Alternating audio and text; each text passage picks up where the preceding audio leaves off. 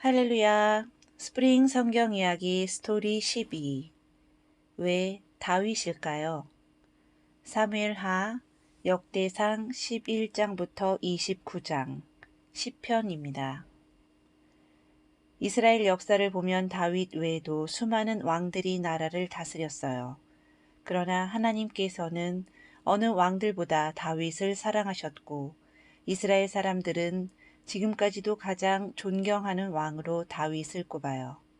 외모나 키를 봐서는 사울 왕이 출중했고 지혜에 있어서는 솔로몬 왕이 월등하게 뛰어났어요. 그러나 하나님은 이스라엘의 모든 왕에 대한 평가를 하실 때 다윗 왕과 같았더라, 아니면 다윗의 길로 가지 않았더라 라고 다윗을 기준으로 말씀하세요.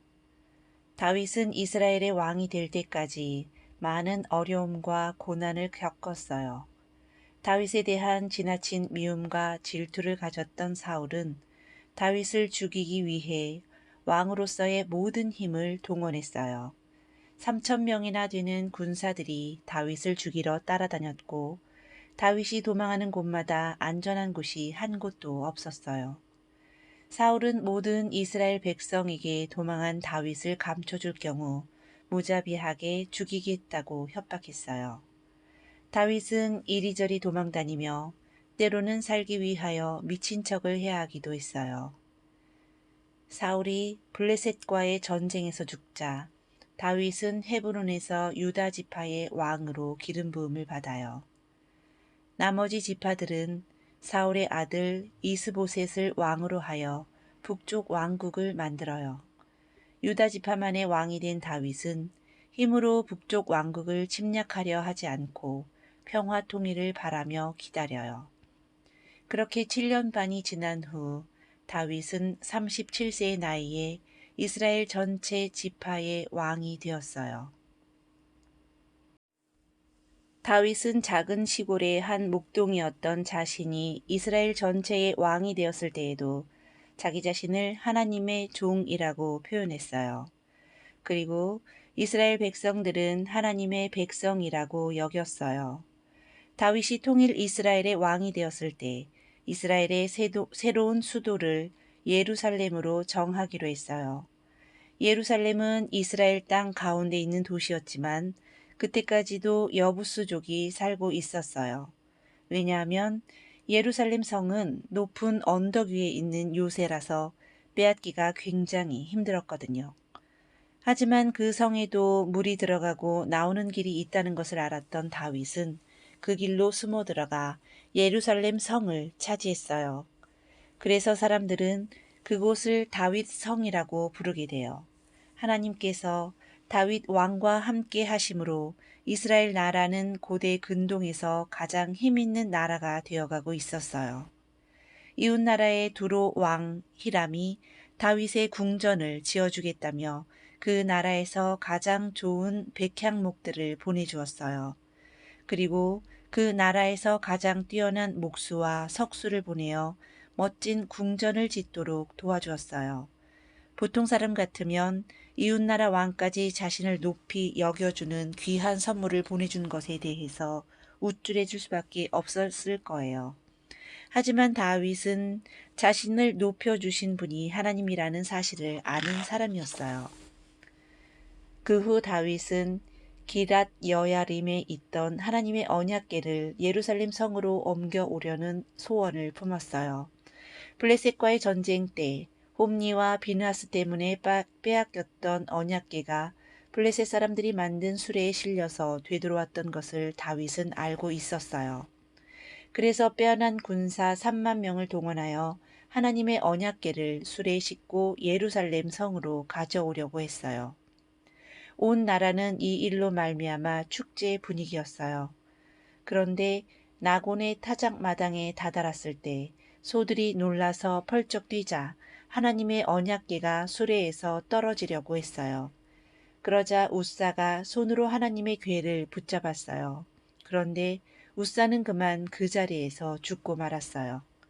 다윗은 이 일을 굉장히 심각하게 받아들이고 언약궤를 오벳에돔의 집에 놓아둔 채 예루살렘 성으로 돌아왔어요. 그 후 다윗은 하나님의 언약궤는 수레로 옮기는 것이 아니라 레위 사람 중에서 고핫의 자손들이 어깨에 메고 옮겨야 한다는 것을 알게 되었어요. 다윗은 오벳에돔과 그 온 집에 하나님의 복이 이르렀다는 소식을 들었어요. 그리고 이제 율법에 기록된 대로 고핫 자손을 동원하여 언약궤를 예루살렘으로 옮겨오도록 했어요.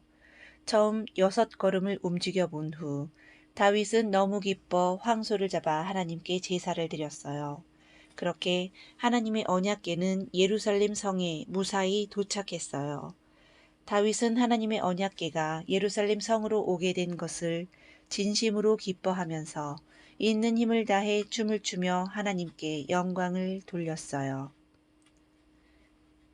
다윗은 하나님 앞에서 잘하려고 애쓰다가 저지른 실수 앞에서 좌절하거나 낙심하지 않았어요. 그는 오히려 자신이 실수한 일이 무엇이고 그 원인이 무엇인지를 찾아내서 회개하고 다시 힘을 내어 하나님의 일을 행하려고 노력했어요. 바로 이런 모습이 다윗을 하나님의 마음에 쏙 드는 사람으로 만들었어요.